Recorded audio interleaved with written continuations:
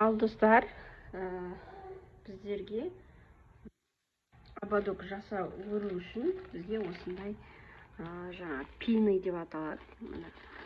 Бұның өлшемі 3 сантиметрлі пиный керек болады.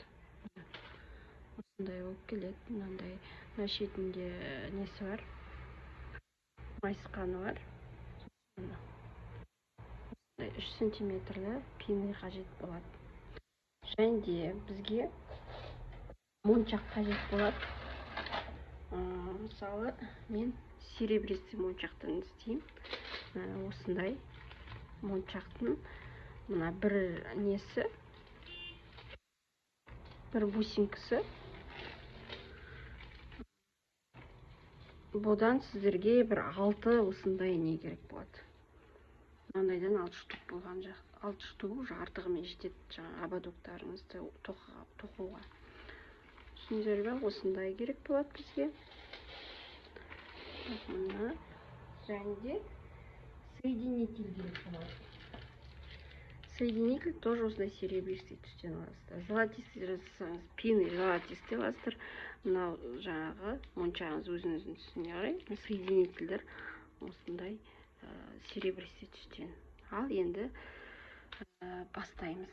Бастаған кезде сіздерге құралдарға осындай құрал керек болады. Бұл жаңағы осымен жұмыстануды көрсетем.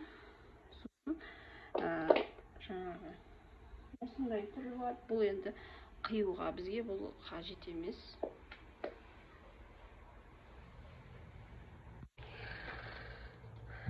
Біздер осындай жаңағы моншақты осылай жасауымыз керек. Мына қараңыздар. Осындай болу керек бізге. Осыны қалай жасаймыз, соны қазір көрсетем. Жаңағы пинойымызды аламыз. Міне. Осыған 4 моншақ тіземіз. Так, бірінші, екінші, үшінші және 4-ші моншақ. Енді осы моншақты тізіп алдыңыздар. Міне, ұстаған кезде міне шетінен бай тігінен осылай ұстайсыздар. Жаңағы құралымызбен осыны перпендикулярны осылай майыстырасыздар. Я? Қараңыздар, мен майыстырдым. Осылай ұстап тұрасыздар. Енді мына бір шетін осылай ұстап аласыздар да, сосын былай қарай қайырасыздар. Кішкене қайырдыңыздар. Содан кейін былай ұстаймыз. Сосын міне. Осылай етіп майыстырамыз.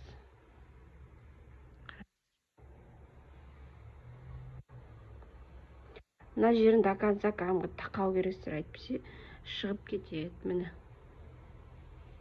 Бізде осындай моншақ тіздік міне. Осындай біздерге көп жасауымыз керек болады. Дайындап алуымыз керек. Енді қайтадан тағы көрсетем. 4 моншағымызды тіземіз.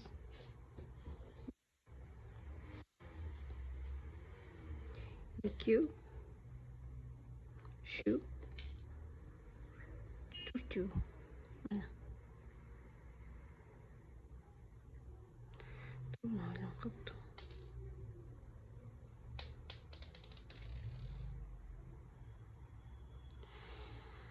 Міне. Осылай ұстап аламыз. Перпендикулярны майыстырамыз. Сосын мына шетін ұстаймыз да, бұрамыз. Кішкене бұрылды, былайынан аударып, осылай до конца ұшына дейін тию керек. Бәрі жабық болу керек. Әйтпесе, жаңадай шығып кете беретін болады. Міне екеуі де мына дөңгелектеріңіз шетіндегі бірдей линияда жату керек. Біреу былай қарап, біреу осылай жатып тұрса, уже ол қисық болып кетеді, бұратылып кетеді. Сондықтан екеуі де бірдей дөңгелектеріңіз мына шетіндегі бірдей жату керек. Ровно. Осындайлар жасаймыз. Ал достар, мынандай етіп жасап алғанды біздер осылай етіп тізуіміз керек. Ең алдымен осылай етіп жерге жаңағы қойып жасап аласыздар. Мына фотоны скрин жасап алыңыздар и бөлекте жіберемін сіздерге. Осыған қарап тізесіздер. Мына каждый моншақтар әлі бір-біріне жалғанған жоқ. Оны жалғау үшін мынандай соединитель жаңағы сіздерге көрсеттім ғой, міне осындай соединитель, сонымен жалғаймыз. Ол үшін міне соединительді аласыздар да.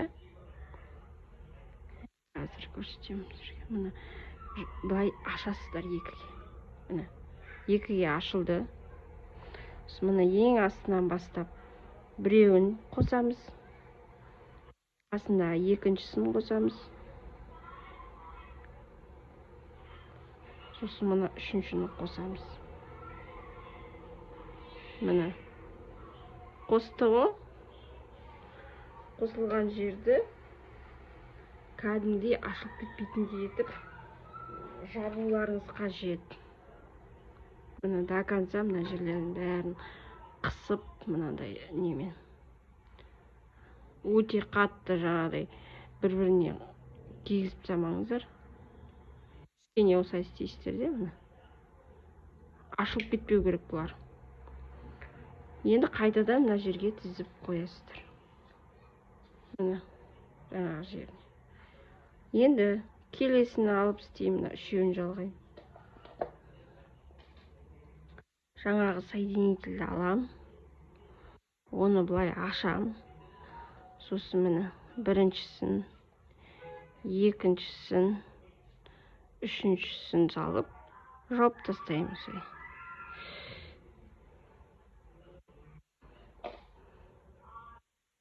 Мұқият жабамыз, бір ашылып кетсе, жаңағы олар деген шешіліп кете береді. Сондықтан бәрін мұқият жасаймыз.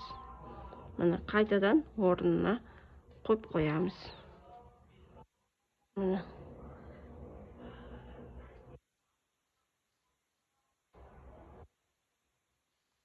келесіні жасаймыз. Осылай барлығын бір-біріне қосамыз. Осылай барлығын қосып шығасыздар. Барлығын қосқан кезде сіздерде уже полностью сетка пайда болады. Мыналардың барлығын дұрыстап істеңіздер. Көрдіңіздер ме? Міне уже асты былай не істейді. Енді міне былай бәрін дұрыстап алыңыздар, чтобы шатасып кетпес үшін. Осы айтып жерге тізіп алыңыздар, сосын барып жаңағы жалғайсыздар. Енді міне келесін істеу үшін мына жердегіні аламыз біреуін. Мынаны қосамыз. Және де мына жердегіні қосамыз. Уже төртеуі қосылады да. Төртеуін былай кәдімгі ретімен қосып, жауып тастайсыздар. Барлығын осылай қысып, сосын қайтадан сол жерге жаңағы құрастырып қойыңыздар. Бәрін бүйтіп қосасыздар. Мынау жаңа былай тұрды. Мынау былай тұрды. Мына уже бір жаға кетті. Енді мына жерге қосып аламыз.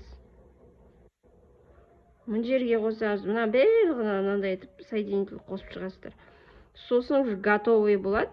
Кәдімгі көтеріп ұстай аласыздар. Сосын мына ободокке қалай жалғаймыз, соны үйрететін боламын.